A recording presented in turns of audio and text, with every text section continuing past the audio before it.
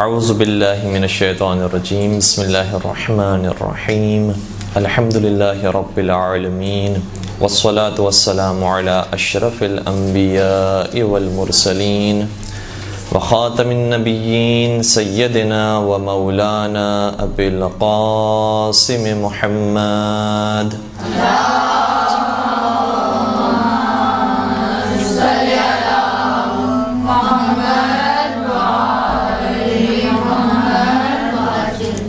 وعلى أهل بيته الطيبين الطاهرين المعصومين المظلومين الذين أذهب الله عنهم الرجس وطهرهم تطهيرا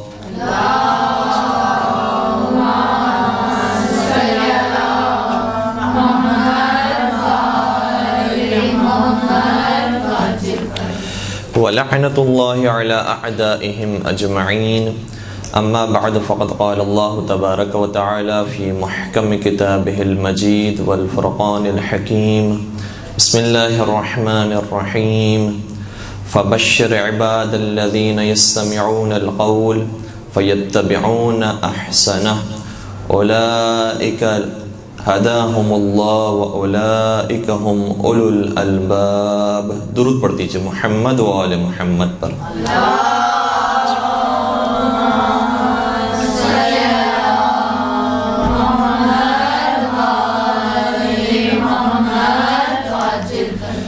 ایام عزا چونکہ بہت نزدیک ہیں اور سرکار امام حسین علیہ السلام کے بارے میں ہر سال ممبروں سے فضائل اور مصائب بیان ہوتے رہتے ہیں، لہٰذا میرے لیے اس حوالے سے ایک اچھا موقع بھی ہے اور ایک سخت موقع بھی ہے کہ امام حسین علیہ السلام کے بارے میں آرائز بیان کرنے کا تو موقع ملا ہے، لیکن چونکہ میرے سامنے جو حاضرین موجود ہیں، سامعین موجود ہیں، وہ ہیں کہ جو آشنائی رکھتے ہیں مولا حسین کے حوالے سے، کربلا کے بارے میں، محرم کے بارے میں. اس لیے اگر وہی باتیں کہ جو ویسے ہی آپ کی سنی ہوئی ہے اور مشہور باتیں ہیں انہیں بیان کیا جائے تو اتنا زیادہ فائدہ نہیں ہوگا، یقیناً اس کا بھی ثواب ہے اور تذکر ہونا چاہیے. لیکن کچھ نئی باتیں مولا حسین علیہ السلام کے حوالے سے جو مشہور نہیں ہیں اور جنہیں مشہور ہونا چاہیے، ویسے تو جو باتیں مشہور ہیں اسے بھی مشہور ہونا چاہیے اور اس کا حق بنتا ہے، اور جو غیر مشہور ہے اس کا بھی حق بنتا ہے کہ اسے بھی اتنی شہرت حاصل ہونی چاہیے. اور آج چونکہ 2 کلاسز تقریباً ہو سکے گی ہماری، تو جو پہلا درس ہوگا انشاءاللہ اس کے اندر امام علی مقام کے فضائل کے جو کتب اہل سنت کے اندر موجود ہیں اسے بیان کرنے کی کوشش کی جائے گی. اور اس کا مقصد یہی ہے کہ جو ہمارے برادران اہل سنت ہیں وہ بھی اس بات کو محسوس کریں، اور ہمارا دل چاہتا ہے کہ اس بات کو زیادہ وہ محسوس کریں کہ امام علی مقام کی نسبت اور ان کا احترام صرف نواسہ ہونے کی وجہ سے نہیں ہے، کیونکہ اگر نواسہ ہونے کی وجہ سے ہوتا تو نواسے کا مرحلہ بعد کا ہے، پہلے بیٹے کا مرحلہ آتا ہے. اور نبی اکرم کے بیٹے جناب ابراہیم موجود تھے، لیکن جناب ابراہیم کی ولادت پر وہ واقعات نہیں ملتے جو حسین مظلوم کی ولادت پر ملتے ہیں. جناب ابراہیم کی موت اور وفات پر وہ جملے نہیں ملتے کہ جو مولا حسین کی شہادت کے بارے میں نبی اکرم کے پہلے ہی جملے ملتے ہیں. تو اس کا مطلب یہ ہوا کہ صرف اس رشتے کی وجہ سے جو نانا اور نواسی کے اندر ہوتا ہے نبی اکرم نے فضائل بیان نہیں کیے ہیں، بلکہ خود ان کا کردار ایسا تھا، صاحب فضیلت تھے، صاحب عظمت تھے، اس لیے ان کے فضائل کو بیان کیا ہے. اور کبھی کبھار لوگ یہ بھی سمجھتے ہیں کہ چونکہ بیٹے تھے لہذا بیٹوں کے فضائل، یعنی مرد تھے، لڑکے تھے اور ان سے نسل رسول آگے بڑھنے والی تھی، لہذا ان کے فضائل کو بیان کر دیا، اور جو بیٹیاں ہوتی ہیں، نواسیاں تھیں، ان کے فضائل کو اس وجہ سے کم بیان کیا ہے. تو میں ان سے یہ عرض کروں گا کہ اگر مرد اور عورت کی وجہ سے آپ یہ کہہ رہے ہیں کہ امام حسن کو یا امام حسین کو فضیلت دی ہے نواسیوں کے اوپر، تو پھر پیغمبر کو بیٹے اور بیٹی کے اندر بھی بیٹے کو زیادہ فضیلت دینی چاہیے تھی بیٹی کے اوپر. لیکن ہم بیٹے اور بیٹی کے معاملے میں تو دیکھتے ہیں کہ جناب سیدہ کائنات کے فضائل پیغمبر کرم نے بیان کیے ہیں بیٹی کے معاملے میں، لیکن جب نواسی اور نواسی کا مرحلہ آیا تو وہاں نواسیوں کے فضائل بیان نہیں کیے جتنے نواسوں کے فضائل کو بیان کیا ہے. درود پڑھ دیجئے محمد و آل محمد.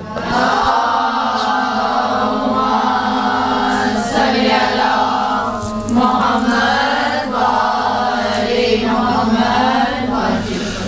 اور جب ہم یہ فضائل بیان کریں گے تو پھر بات سمجھنا بہت آسان ہو جائے گی کہ ہم کیوں ہر سال کربلا مناتے ہیں، کیوں ہر سال محرم مناتے ہیں، کیوں ہر سال عاشورہ مناتے ہیں، کیوں اس کی یاد کو تازہ کیے ہوئے ہیں۔ کیونکہ اس عظیم ہستی کا کہ جن کا بوجھ پیغمبر اکرم اٹھانا خوشی محسوس کرتے تھے، اور پیغمبر اکرم اپنے خطبے کو چھوڑ دیا کرتے تھے۔ پیغمبر اکرم جب اپنے نواسوں کو دیکھتے ہیں، امام حسن امام حسین کو دیکھتے ہیں، تو وہ خوشی محسوس کرتے ہیں کہ جو کسی اور کو دیکھنے سے محسوس نہیں کرتے، اور ان کی تکلیف میں جتنا غم محسوس کرتے ہیں اتنے کسی کی تکلیف میں غم محسوس نہیں کرتے۔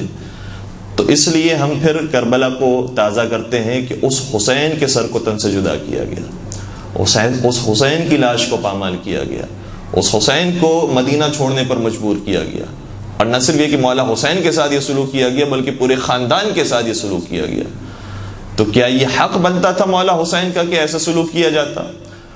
اور نہ صرف یہ کہ ہم اس پر روتے ہیں، گریہ کرتے ہیں، بلکہ پھر ہم یہ بھی بتانا چاہتے ہیں کہ جنہوں نے یہ ظلم کیا تھا وہ عوام الناس میں سے افراد نہیں تھے، وہ لوگ تھے جو اپنے آپ کو جانشین رسول کہہ رہے تھے، وہ لوگ تھے جو اپنے آپ کو وصی رسول کہہ رہے تھے، وہ لوگ تھے جو اپنے آپ کو خلیفہ رسول کہہ رہے تھے۔ تو کیا حق بنتا ہے کہ انہیں خلیفہ کہا جائے؟ کیا حق بنتا ہے کہ انہیں مانا جائے اور انہیں جانشین تسلیم کیا جائے؟ تو ہمارا پیغام، شاید یہ ظاہراً ایک مصرع بھی ہے، ہمارا پیغام ہے محبت جہاں تک پھیلے۔ اور کسی نے کیا خوب کہا کہ ہم نے کب کہا کہ ہماری ہے کربلا، ہم نے کب کہا کہ ہماری ہے کربلا، حق بات تم کہو تو تمہاری ہے کربلا۔ تو ہمیں کوئی تعصب نہیں ہے کہ نہیں ہمارے ہیں مولا حسین اور کربلا ہماری ہے اور عاشور و محرم ہمارا ہے۔ سب کو چاہیے کہ اسی عقیدہ احترام کے ساتھ اور اسی غم کے ساتھ جس طریقے سے شیعان حیدر کرار محرم کو مناتے ہیں اسی طریقے سے باقی مسلمان بھی منائیں۔ ایک درود پڑھ دیجئے محمد و آل محمد پر۔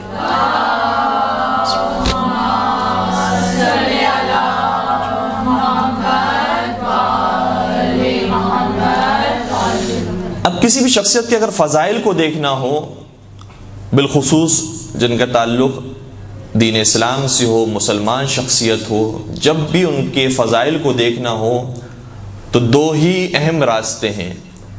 یا یہ دیکھیں کہ ان کی شان میں خدا نے قرآن میں کیا کہا ہے، یا یہ دیکھیں کہ ان کی شان میں صاحب ما ینطق عن الہوی نے کیا فرمایا ہے۔ خدا کیا کہتا ہے ان کے بارے میں اور رسول خدا کیا کہتے ہیں ان کے بارے میں، پھر پتہ چلے گا کہ اس ہستی کی شان کیا ہے۔ لہٰذا ہم اپنی بات کو اب شروع کر رہے ہیں قرآن کریم کی آیتوں سے، کہ قرآن کریم کی کون کون سی آیتیں وہ ہیں کہ جو مولا حسین کی شان میں نازل ہوئی۔ اور ظاہر سی بات ہے کہ قرآن کریم میں لفظ اور نام تو نہیں آیا ہے، لیکن تفسیر کے اندر خود اہل سنت علماء نے بیان کیا ہے کہ اس آیت کی تفصیل اور یہ آیت نازل ہوئی ہے تو مولا حسین اور ان کے خاندان کے بارے میں نازل ہوئی۔ تو اہل سنت کتابوں کے حوالے سے ہم اب اپنی بات کو شروع کر رہے ہیں، اور اہل سنت کتابیں بھی جو قرآن کریم کی تفسیر کے اندر آئی ہے اس سے اپنی بات کا آغاز کر رہے ہیں۔ دیکھیں آیتیں تو بہت ساری ہیں کہ جو مولا حسین کی شان میں نازل ہوئی ہیں، اور اگر آیتیں نازل نہیں بھی ہوئی ہیں تو بعض آیتیں ایسی ہیں کہ جو نازل تو پہلے ہوئی ہیں یا کسی اور کے بارے میں ہوئی ہیں، لیکن ان کے مصادیق میں سے ایک مصداق مولا حسین کی ذات بھی ہے۔ اس کے اوپر بہت تفصیلی گفتگو ہو سکتی ہے، بلکہ شاید پورے اشرے بھی اس موضوع پر پڑھے جا سکتے ہیں، لیکن ہم ان آیتوں کو بیان کر رہے ہیں کہ جس کے اندر واقعاً پتہ چلتا ہے کہ امام کوئی معمولی ہستی نہیں ہے، امت اور ہے، امام حسین اور ہیں، باقی اصحاب اور ہیں، حسین ابن علی اور ہیں۔ تو جس سے یہ آشکار ہوتا ہے کہ امام حسین کا مقام سب سے بلند ہے اور باقی امتیوں سے بلند ہے۔ وہ آیتیں اور وہ تفاسیر آپ کی خدمت بیان کر رہا ہوں۔ اچھا، تفاسیر بھی ایسی ہیں کہ جو کسی معمولی اور چھوٹی کتابیں نہیں ہیں اہل سنت کی کہ بعد والے علماء نے لکھی ہوں اور ہم کہیں کہ یہ تو شیعہ سے متاثر ہو کر انہوں نے اپنی کتاب میں لکھ دیا۔ جس زمانے میں گویا اہل سنت کا آغاز ہو رہا ہے، صحیح بخاری ہے، صحیح مسلم ہے، مسند احمد ابن حنبل ہیں، یہ بہت بڑے بزرگان جو ان کی نظر میں ہیں اور 1000 سال پہلے کے بزرگان ہیں، انہوں نے اپنی کتاب میں لکھا ہے کہ یہ آیت نازل ہوئی ہے حسین ابن علی کی شان میں۔ ان آیتوں میں سے 4 آیتوں کو ابھی فی الحال ہم پیش کریں گے اور پھر ہم احادیث کی طرف چلے جائیں گے۔ یہ 4 آیتیں آپ کے اذہان کے اندر بخوبی موجود ہوں گی، بلکہ میں آپ سے خواہش کروں گا کہ جب میں آیتیں پڑھوں تو آپ بھی میرا ساتھ دیجیے گا۔ اس میں سے سب سے پہلی آیت آیہ مباہلہ، دوسری آیت آیہ تطہیر، تیسری آیت آیہ مودت، چوتھی آیت آیات دہر یعنی سورہ دہر کی آیتیں۔ آیہ مباہلہ کے اندر جو پیغام ہے وہ اور ہے، وہ پیغام یہ ہے کہ دیکھو جو لوگ پیغمبر اکرم کے ساتھ جا رہے ہیں وہ سچے ترین لوگ ہیں، وہ صادق ترین لوگ ہیں۔ جب نبی اپنی رسالت کی گواہی کے لیے انہیں لے کر جا رہے ہیں تو دیکھو جب یہ کسی اور کے گواہ بن کر آئیں تو انہیں رد نہ کرنا، یہ جو کہیں اسے تسلیم کر لینا۔ یہ مباہلہ کے میدان میں نبی اکرم کے گواہ بننے کے لائق ہے۔ دوسری آیت جو آیت تطہیر ہے وہ ہمیں میسج یہ دے رہی ہے کہ دیکھو یہ افراد وہ ہیں کہ جنہیں ہم نے ہر قسم کی نجاست سے اور گناہ سے دور رکھا ہے اور پاک و پاکیزہ اور طاہر رکھا ہے، اور اتنا طاہر ہے کہ یہ معصوم ہیں، ان کے پاس عصمت موجود ہے۔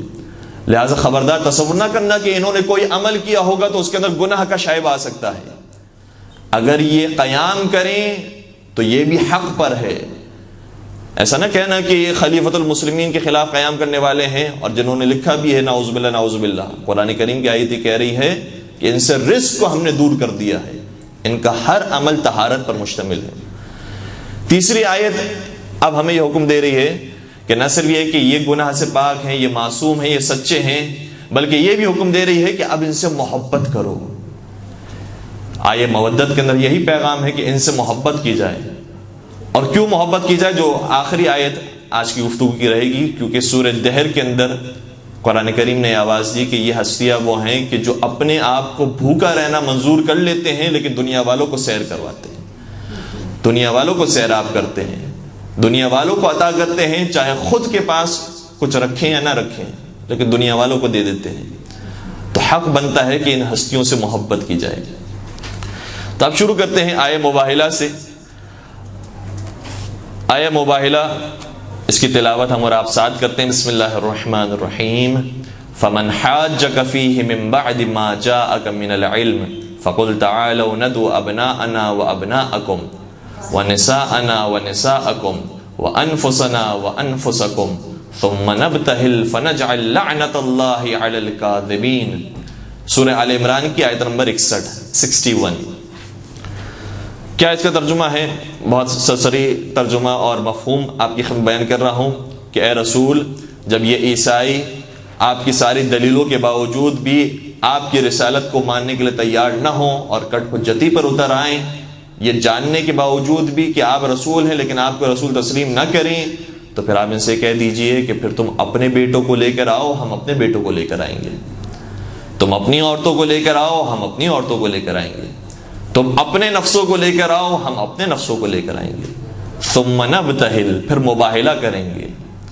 فنجعل لعنت اللہ علی الکاذبین، اور جھوٹوں پر اللہ کی لعنت بھیجیں گے۔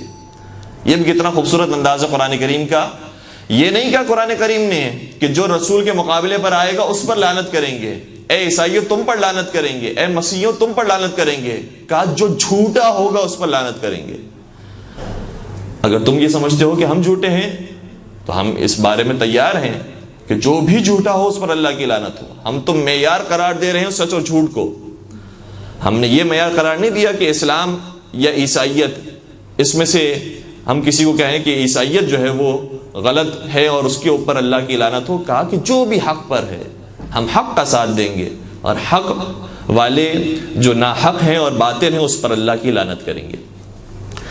اب کون کون مباہلہ کے میدان میں گیا یہ آپ مجھ سے بہتر جانتے ہیں، لیکن صحیح مسلم کی جو روایت ہے وہ میں آپ کی خدمت بیان کر رہا ہوں، اور یہ روایت ایسی ہے کہ جو خود سعودی عرب سے شائع ہوا وہ سافٹ ویئر المکتبۃ الشاملہ کے نام سے۔ اس المکتبۃ الشاملہ کے اندر بہت ساری کتابیں موجود ہیں، ان میں سے صحیح مسلم کے کئی سارے ورژنز اس سافٹ ویئر کے اندر موجود ہیں۔ المکتبۃ الشاملہ اس کی کتاب صحیح مسلم سے میں آپ کی خدمت روایت بیان کر رہا ہوں، اور حدیث نمبر 4420 4420۔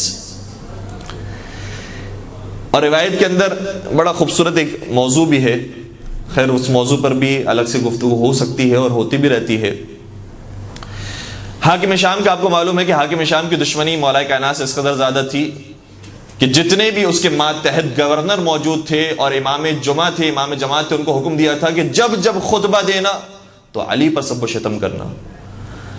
اچھا، جتنے ان کے ماتحت گورنر تھے سارے یہ کام کرتے تھے، لیکن سعد ابن ابی وقاص یہ کام نہیں کر پاتا تھا۔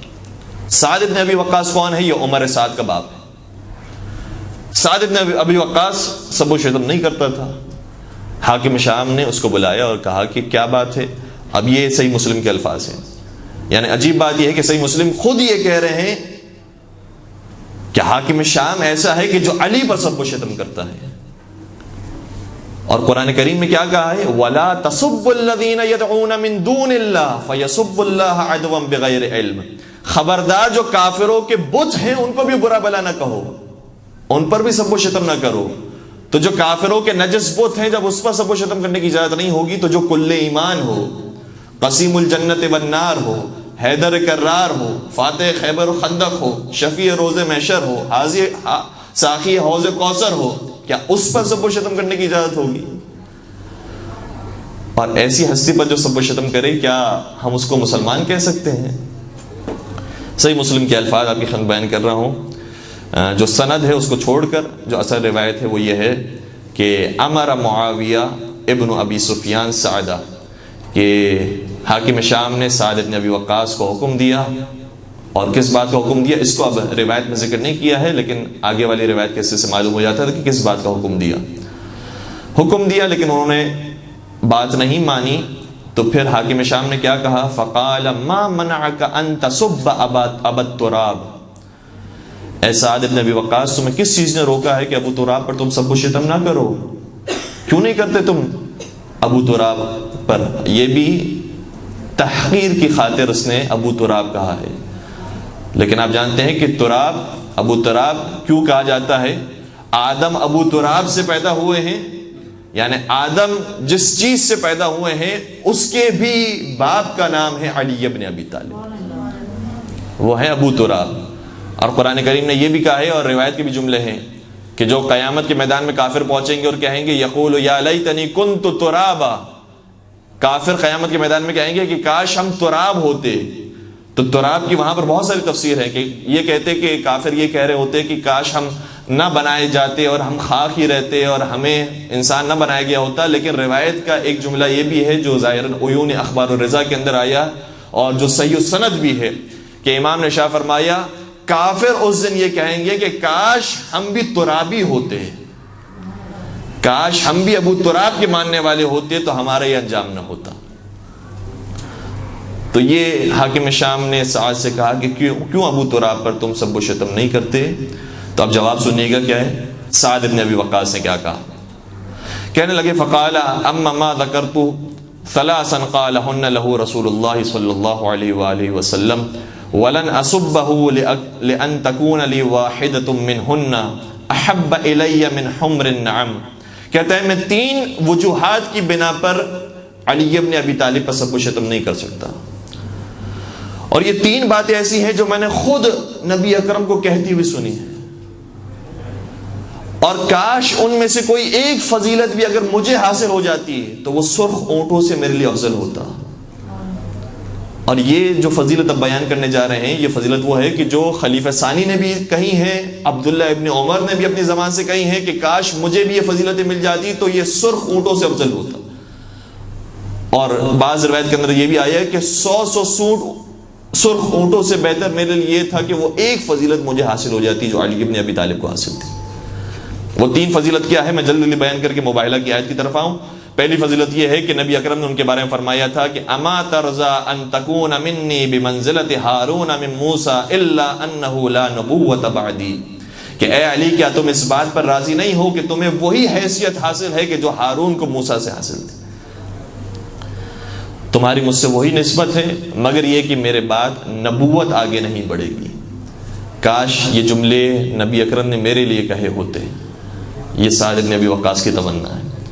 دوسری جملہ یہ ہے کہ خیبر کے موقع پر نبی اکرم نے علی مرتضیٰ کے لیے فرمایا تھا لَأُعْطِيَنَّ الرَّایَةَ رَجُلًا يُحِبُّ اللَّهَ وَرَسُولَهُ وَيُحِبُّهُ اللَّهُ وَرَسُولُهُ کہ میں کل علم اس کو دوں گا جو مرد ہوگا، اللہ اور رسول سے محبت کرنے والا ہوگا، اور اللہ اور رسول بھی اس سے محبت کرنے والے ہوں گے۔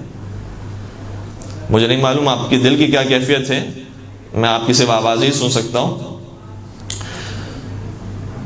تو سعد بن ابی وقاص سے کہتے ہیں کہ کاش مجھے یہ فضیلت مل جاتی، اور ایک آخری فضیلت جو علی کو حاصل ہے کہ کاش وہ مجھے مل جاتی، وہ یہ ہے کہ آیہ مباہلہ جب نازل ہوئی ہے تو اس آیہ مباہلہ کے اندر انفسنا کی منزل پر اگر کوئی گیا ہے تو وہ علی ابن ابی طالب علیہ السلام گئے تھے۔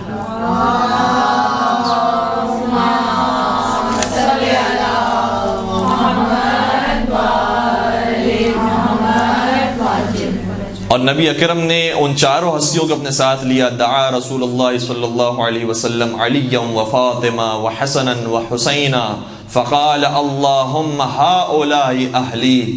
نبی اکرم نے اپنے ساتھ ان چاروں ہستیوں کو لیا اور فرمانے لگے پروردگار یہ میرے اہل بیت ہیں، یعنی نبی اکرم نے بتا دیا کہ میں جن کے گھروں سے آ رہا ہوں وہ میرے اہل بیت نہیں ہیں، میں جن کو ساتھ لے کر جا رہا ہوں وہ میرے اہل بیت ہیں۔ یہ صحیح مسلم کے اندر روایت موجود ہے کہ آیہ مباہلہ پنجتن پاک کے بارے میں نازل ہوئی۔ سنن ترمذی کے اندر بھی یہ روایت موجود ہے تقریباً اسی انداز سے، اور المستدرک علی الصحیحین جو حاکم نیشابوری کی کتاب ہے اس کے اندر بھی یہ روایت موجود ہے، اور بہت ساری دوسروں کتابوں کے اندر۔ یہ تو بہت بڑی بڑی کتابیں تھیں جن کا میں نے آپ کو نام لے لیا۔ یعنی اگر کوئی ہم سے یہ کہے کہ آپ کی کتاب کافی کے اندر یہ لکھا ہوا ہے کہ شیخین کے یہ فضائل ہیں، تو ہم بھی پریشان ہو جائیں گے، حیران ہو جائیں گے کہ ذرا دیکھیں واقعی ایسا ہے یا نہیں ہے۔ تو یہ تشویش کا مرحلہ اہل سنت بھائیوں کے لیے کہ دیکھیں، محسوس کریں کہ پنجتن پاک کن ہستیوں کا نام تھا اور کیسے امت نے ان کے ساتھ سلوک کیا ہے اور ان کو حق ہونے نہیں دیا گیا۔ دوسری آیت، جلدی جلدی بات کو آگے بڑھائیں، آیت تطہیر۔ آیت تطہیر میں کیا ارشاد ہوا؟ بسم اللہ الرحمن الرحیم انما یرید اللہ لیذھب عنکم الرجس اہل البیت ویطہرکم تطہیرا۔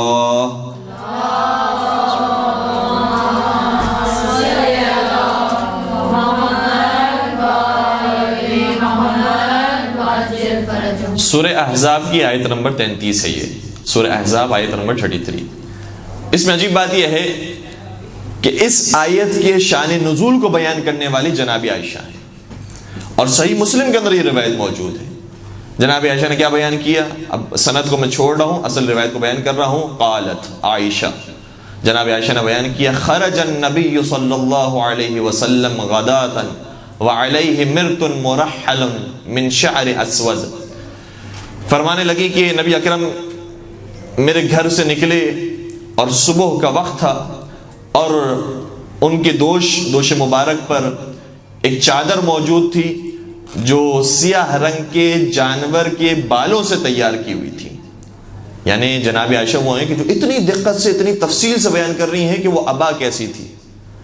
ابا کی فضیلت میں تو اتنی تفصیل بیان کی، لیکن جو آل ابا تھی ان کی فضیلت میں دیکھیے گا کتنے مختصر سے جملے ہیں۔ پھر کہنے لگیں فجاء الحسن بن علی فادخله ثم جاء الحسین فدخل معه ثم جاءت فاطمہ فادخلها ثم جاء علی فادخله ثم قال انما يريد الله ليذهب عنكم الرجس اهل البيت ويطهركم تطهيرا۔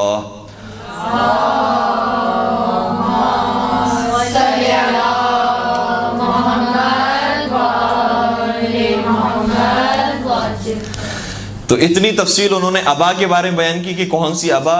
نبی اکرم اوڑھ کر نکلے تھے، لیکن جب آل ابا کا تذکرہ کیا تو اتنا فرمایا کہ پھر حسن ابن علی آئے اور وہ ابا میں داخل ہو گئے، پھر حسین ابن علی آئے، پھر وہ ابا میں داخل ہو گئے، پھر جناب زہرا آئیں، پھر وہ داخل ہو گئے، پھر مولا کائنات آئے، پھر وہ داخل ہو گئے، اور پھر یہ آیت نازل ہوئی۔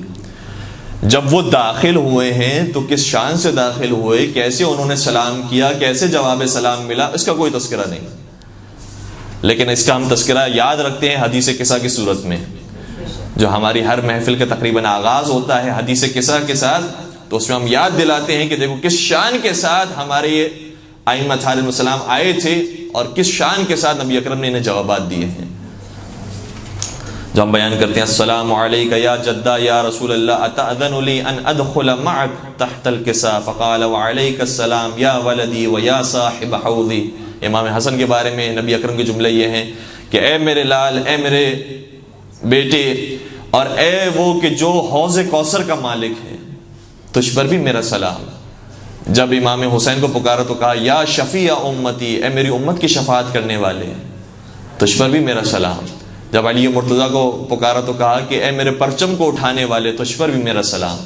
جناب فاطمہ زہرا کو پکارا تو فرمایا یا بضعۃ، اے میرے جگر کی ٹکڑی، تجھ پر بھی میرا سلام. تو خیر انہوں نے بہت مختصر طریقے سے اسے بیان کیا. تو اتنا تو طے ہو گیا کہ صحیح مسلم کے اندر یہ روایت موجود ہے جناب عائشہ سے کہ یہ آیت نازل ہوئی ہے تو اہل بیت اطہار السلام کی شان میں نازل ہوئی ہے. اور کون ہے اہل بیت یہ بھی اس آیت سے پتہ چل گیا. اگر بیوی بھی ہوتی اہل بیت کے اندر تو ضرور انہیں بھی اپنے ساتھ لے کر نکلتے، لیکن نبی کا تنہا نکلنا بتا رہا ہے کہ تم زوجہ بننے کے تو قابل ہو لیکن اہل بیت میں تم شامل نہیں ہو. اچھا یہ بھی ہے کہ جناب عائشہ نے یہ کہا کہ میرے حجرے سے باہر نکلے، یہ نہیں بتایا کہ پھر کس کے حجرے میں گئے، وہ دوسری روایت میں آیا. اور وہ بھی اہل سنت ہی کی کتاب سے میں آپ کی خدمت بیان کر رہا ہوں. سنن ترمذی کے اندر، جنہیں ترمذی شریف بھی کہا جاتا ہے جس کتاب کو، اس کے اندر بھی یہ روایت ہے. اور یہ روایت ام المومنین جناب ام سلمہ سے ہے. انہوں نے یہ فرمایا کہ جب نبی اکرم میرے حجرے میں آئے ہیں تو پھر ان کی دوش پر ابا موجود تھی، اور پھر حسن ابن علی آئے، پھر حسین ابن علی آئے، پھر علی مرتضیٰ آئے، پھر فاطمہ زہرا اس ابا میں داخل ہوئی. اور پھر یہ آیت جب نازل ہونے والی تھی تو میں نے بھی پیغمبر سے عرض کیا کہ کیا میں بھی آپ کے ساتھ شامل ہو جاؤں. روایت کے جملے یہ ہیں فقالت ام سلمہ وانا معهم یا رسول اللہ. تو بی بی ام سلمہ نے عرض کیا کہ یا رسول اللہ کیا میں بھی آپ کے ساتھ ہو جاؤں. تو پیغمبر کرم نے جواب دیا قال انکی الی خیر، اے بی بی تم خیر کی طرف تو ہو، خیر کی طرف تو ہو، لیکن یہ وہ ہیں کہ جو خود خیر ہیں، اور یہ اہل بیت ہیں، یہ اور ہیں اور تم اور ہو. تو جناب عائشہ، بی بی ام سلمہ، یہ دونوں اور پھر بہت سارے دوسرے افراد، خود جناب ام سلمہ کے جو فرزند ہیں ان سے بھی یہ روایت ہے کہ ہماری مادر گرامی کے گھر میں یہ واقعہ پیش آیا تھا. اور وہ بھی اہل سنت کتاب کے اندر موجود ہے. کتاب کا نام المستدرک علی الصحیحین، یعنی حاکم نیشابوری کی جو کتاب ہے المستدرک علی الصحیحین کے اندر یہ روایت موجود ہے. تو وہاں پر بھی آپ یہ واقعہ دیکھنا چاہیں تو دیکھ سکتی ہیں کہ اہل بیت کی شان میں اور چار ہستیوں کی شان میں یہ آیت نازل ہوئی. درود پڑھ دیجئے محمد و آل محمد پر.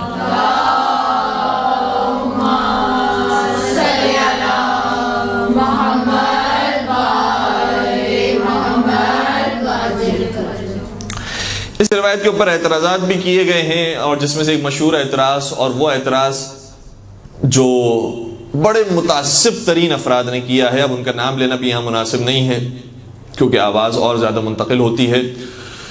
انہوں نے یہ اعتراض یہ کیا ہے کہ قرآن کریم میں کہہ رہا ہے انما یرید اللہ لیذھب عنکم الرجس اہل البیت. یہی کہا ہے کہ خدا کا ارادہ یہ ہے کہ اہل بیت سے، آپ اہل بیت سے رزق کو دور کر دیا جائے.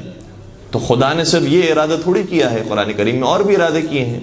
یرید اللہ بکم اليسر ولا یرید بکم العسر، کہ خدا کا ارادہ یہ ہے کہ تمہارے لیے آسانیاں پیدا کرے، مشکلات پیدا نہ کرے. دوسرے مقام پر کیا ہے کہ خدا کا ارادہ یہ ہے کہ تم سب کو معاف کر دے. تو خدا کے جو دوسرے ارادے ہیں کہ ہم اس کو مانتے ہیں، ہم یہ کہتے ہیں کہ ہاں واقعاً پروردگار کا یہ ارادہ ہے کہ ہمارے لیے آسانیاں پیدا کرے، تو پھر مشکلات کیوں ہیں؟ خدا اگر یہ ارادہ رکھتا ہے کہ سب کو معاف کر دے تو پھر ہمیں نمازوں کی، دعاؤں کی، توبہ کرنے کی، استغفار کرنے کی ضرورت کیا ہے؟ ویسے ہی معاف کر دیا خدا نے. یہ اعتراض کیا گیا ہے اس آیت کے اوپر. لیکن جب یہ اعتراض کیا گیا ہے تو اس اعتراض کا بہت آسان سا جواب ہے، اور انشاءاللہ یہ ذہنوں میں ہمیشہ رہے گا. وہ جواب یہ ہے کہ خدا قرآن کریم میں جب یریدو کا لفظ استعمال کرتا ہے کہ اللہ کا ارادہ یہ ہے، تو کبھی ارادہ تکوینیہ ہوتا ہے اور کبھی ارادہ تشریعیہ ہوتا ہے. ان دونوں سے کیا مراد ہے؟ مراد یہ ہے کہ کبھی کبھار خدا کا ارادہ یہ ہوتا ہے کہ میں نے یہ ارادہ کیا ہے کہ میں سورج کو قائم کروں گا، ارادہ کیا ہے کہ چاند کو میں سجاؤں گا، ارادہ کیا ہے کہ میں دریاؤں کو بہاؤں گا، ارادہ کیا ہے کہ میں پہاڑ کو گاڑوں گا. تو کبھی کبھار ارادہ خدا کا ایسا ہوتا ہے کہ جب ارادہ کرتا ہے تو وہ وقوع پذیر ہو جاتا ہے، وہ واقع ہو جاتا ہے. اور کبھی ارادہ یہ ہوتا ہے، اس کا مطلب یہ ہوتا ہے کہ خدا کی خواہش تو یہی ہے، خدا تم سے چاہتا تو یہی ہے، خدا یہی چاہتا ہے کہ تم استغفار کرو، خدا یہی چاہتا ہے کہ تم نیکیوں کی طرف آؤ، لیکن چونکہ خدا نے تمہیں اختیار دیا ہے تو ہو سکتا ہے کہ تم نیکیوں کی طرف نہ ہو، تم توبہ نہ کرو. تو ایک ارادہ وہ ہے کہ جو اٹل ہوتا ہے، اس میں کوئی دو رائے نہیں ہوتی. دوسرا ارادہ وہ ہوتا ہے جس میں خدا کی چاہت تو یہی ہوتی ہے کہ ویسے ہی کیا جائے، لیکن وہ اٹل نہیں ہوتا، وہ ہمارے ہاتھوں میں ہوتا ہے. اگر اہل بیت سے خدا کو رزق کو دور کرنا ہے تو ہم یہ عرض کریں گے پروردگار تو صرف اہل بیت سے رزق کو کیوں دور کر رہا ہے؟ تو سبھی سے رزق کو کیوں نہیں دور کر دیتا؟ تو کیوں نہیں چاہتا کہ سبھی گناہوں سے پرہیز کریں؟ تو کیوں نہیں چاہتا کہ سبھی نیکیوں کی طرف آ جائیں؟ تو کیوں نہیں چاہتا کہ سبھی پاک و پاکیزہ ہو جائیں؟ تو پروردگار کی طرف سے آواز آئے گی میں چاہتا تو یہی ہوں، لیکن تمہیں ہم نے اختیار دیا ہے، لہٰذا اگر تم چاہو گے تو نیکیوں کے راستے کی طرف آؤ گے، چاہو گے تو نہیں آؤ گے. لیکن اہل بیت پاک وہ ہیں کہ جن کے بارے میں میرا اٹل فیصلہ یہ ہے، حتمی فیصلہ یہ ہے کہ ان سے تو برائیوں کو دور کر دیا گیا ہے. جب ان کے عمل کو تم دیکھو گے تو وہ ہمیشہ پاک اور پاکیزہ ہوگا، اس کے اندر نجاست نہیں پائی جاتی. تو یہ دو قسم کے ارادے ہیں.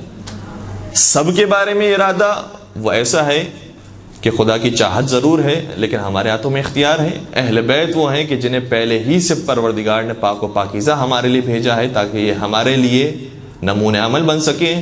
لہٰذا ان سے بطور خاص اس رزق کو دور کر دیا ہے کہ پھر یہ کبھی رزق سے قریب نہیں ہو سکتے، اور جو ان سے دور ہو جائے گا پتہ چل جائے گا کہ ہمیں وہ رزق ہے اور نجاست ہے. ایک درود پڑھ دیجئے محمد و آل محمد.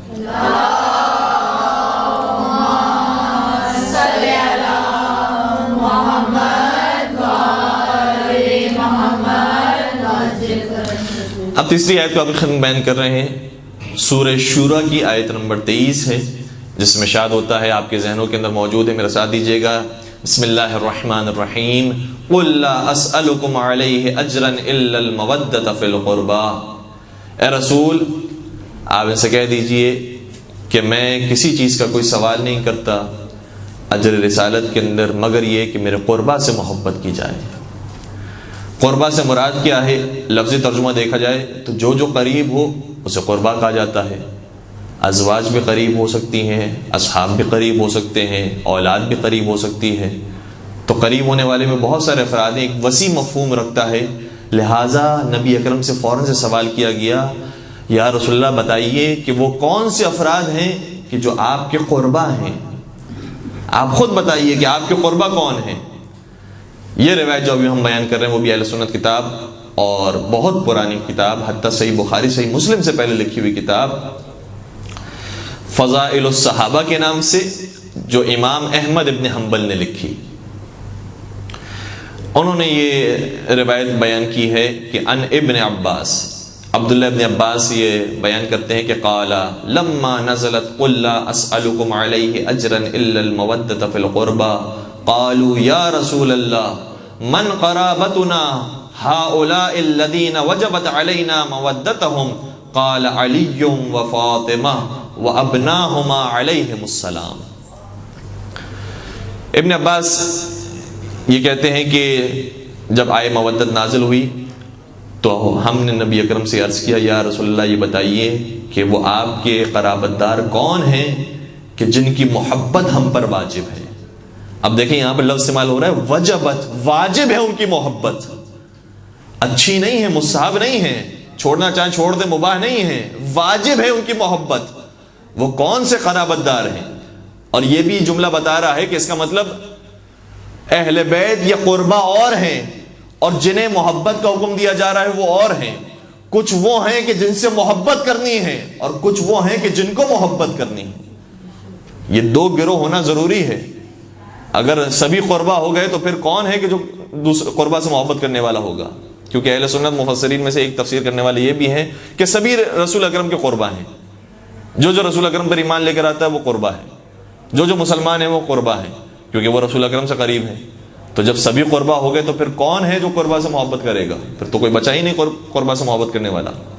تو کچھ ہیں جن کو حکم دیا جا رہا ہے کہ تم قربا سے محبت کرو، تو قربا اور ہیں اور جن کے لیے حکم آیا ہے وہ اور ہیں۔ تو نبی اکرم نے جواب میں یہ ارشاد فرمایا علی و فاطمہ و ابناہما، وہ قربا کہ جو جن سے محبت کرنا تم پر واجب ہے وہ علی مرتضیٰ ہیں، فاطمہ زہرا ہیں اور ان کی اولاد ہیں۔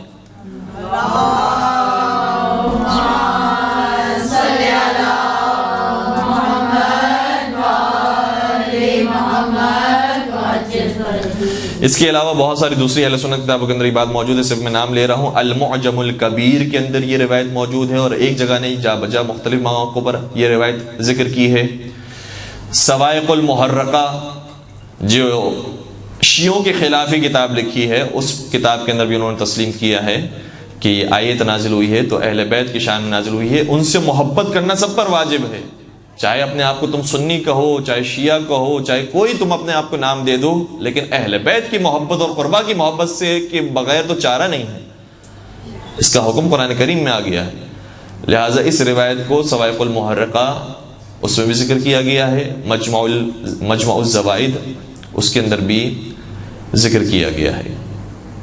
اب آخری آیت جو مولا حسین کی شان میں پنجتن پاک کی شان میں نازل ہوئی ہے، اور یہ اہم ترین آیتوں میں سے ایک آیت ہے کہ جو بتاتی ہے کہ اہل بیت کا مقام بہت جدا ہے باقیوں سے۔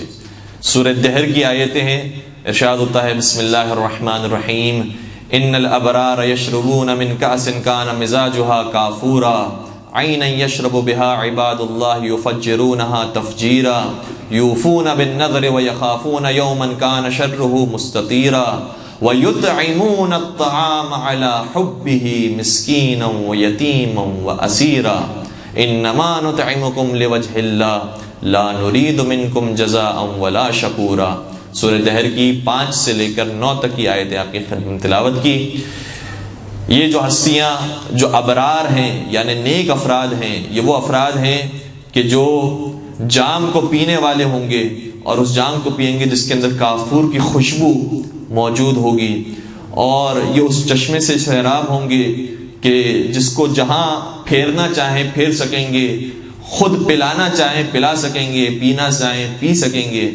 یوفون بالنذر ویخافون یوما کان شرہ مستطیرا، یہ افراد وہ ہیں کہ جب نظر مانتے ہیں تو اسے پورا کرتے ہیں، وفا کرتے ہیں، اور اس دن سے ڈرتے رہتے ہیں کہ جس کا شر اور جس کا عذاب ہر جگہ پھیلا ہوگا۔ اور پھر وَيُطْعِمُونَ الطَّعَامَ عَلَى حُبِّهِ مِسْكِينًا وَيَتِيمًا وَأَسِيرًا، اور پھر کھانا کھلاتے ہیں اللہ کی محبت میں یتیم کو، مسکین کو، اسیر کو۔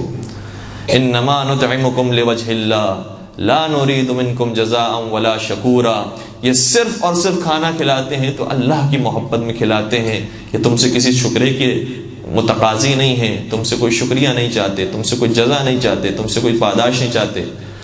اور اس آیت نے یہ بھی بتا دیا کہ جب اہل بیت رسول تم سے کوئی اجر نہیں چاہتے ہیں تو رسول بھی تم سے کوئی اجر نہیں چاہتے ہیں۔ جو رسول کو تم اجر ادا کر رہے ہو وہ رسول کی خاطر ادا نہیں کر رہے ہو، بلکہ تم اپنی خاطر اجر کو ادا کر رہے ہو۔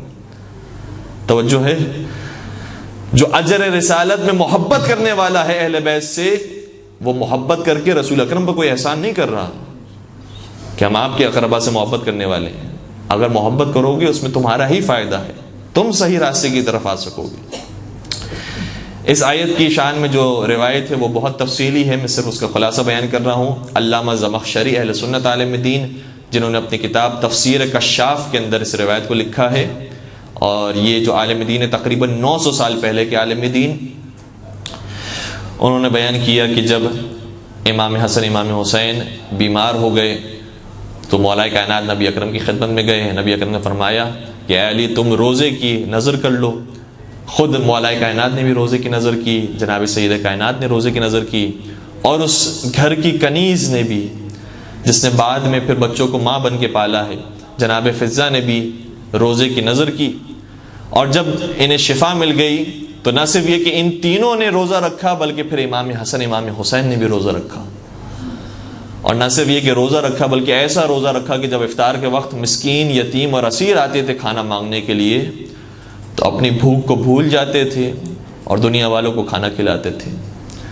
ان کی شان میں یہ آیت نازل ہوئی۔ اس آیت کے بارے میں بھی اہل سنت کی کتابیں بھری پڑی ہیں کہ جس کے اندر یہ ذکر ہوا ہے کہ یہ صرف اہل بیت کی شان میں، ان 4 ہستیوں کی شان میں نازل ہوئی ہے۔ تفسیر کشاف کے علاوہ شواہد التنزیل میں علامہ حسکانی نے یہ روایت لکھی ہے اور مختلف جگہوں پر لکھی ہے۔ تفسیر ثعلبی کے اندر روایت موجود ہے، اسد الغابہ کے اندر یہ روایت موجود ہے، اسباب نزول الآیات کے اندر یہ روایت ہے۔ علامہ آلوسی نے روح المعانی کے اندر یہ روایت لکھی ہے۔ امام فخر الدین رازی نے تفسیر کبیر کے اندر یہ اس روایت کو ذکر کیا ہے، اور بہت سارے اہل سنت حوالے موجود ہیں کہ جس کے اندر یہ روایت موجود ہے۔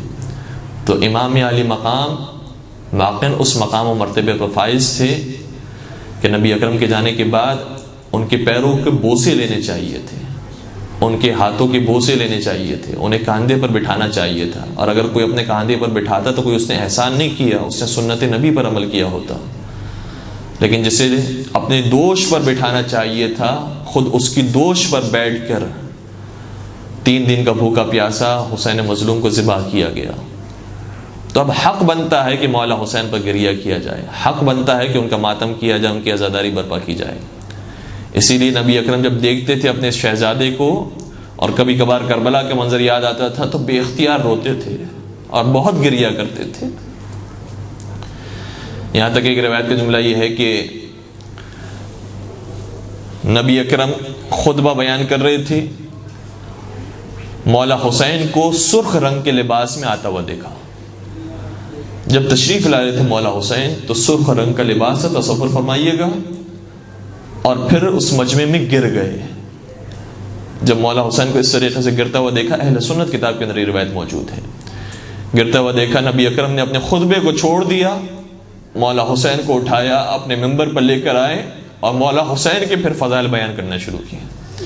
کسی نے سوال کیا، یا رسول اللہ، آپ کو اپنے نواسے سے بہت محبت ہے، تو سنیں گے نبی اکرم نے ارشاد فرمایا، میں کیسے اس نواسے سے محبت نہ کروں کہ جب یہ سرخ رنگ کا لباس پہن کر آتا ہے تو اب یہ میرے دل کی کیفیت میں آپ کی بیان کر رہا ہوں تو مجھے کربلا یاد آ جاتا ہے، کیونکہ آج تو حسین نے صرف سرخ رنگ کا لباس پہنا ہے، ایک دن وہ آئے گا کہ جب یہ لباس کسی رنگ سے رنگین نہیں ہوگا بلکہ خود حسین کے خون سے رنگین ہو جائے گا۔ یا رسول اللہ، آپ کو صرف لباس میں گرنا پسند نہیں آیا، کربلا کے میدان میں صبح سے لے کر عصر عاشور تک حسین نے اتنے لاشیں اٹھائے کہ جنگ پر جانے سے پہلے ہی بدن لہو لہان ہو گیا، اور پھر وقت وہ آیا ہے کہ پھر حسین ذوالجناح سے زمین کربلا پر نہیں آئے ہیں، صرف زمین پر لہو لہان بدن نہیں گرا ہے بلکہ سر اقدس بھی نو کے نیزہ پر بلند کر دیا گیا۔ الا ولعنت اللہ علی القوم الظالمین وسيعلم الذین ظلموا ای منقلب ینقلبون۔ خداوند اناس و کرم علی سیدہ کائنات میں جگہ عنایت فرما، ہمارے مرحومین کی مغفرت فرما، ہمارے گناہ کبیرہ صغیرہ کی مغفرت فرما، زمانے کے امام کے ظہور میں تعجیل فرما، ان کے آوان و انصار میں ہم سب کا نام شامل فرما۔ ایک درود پڑھ دیجیے گا، محمد و آل محمد۔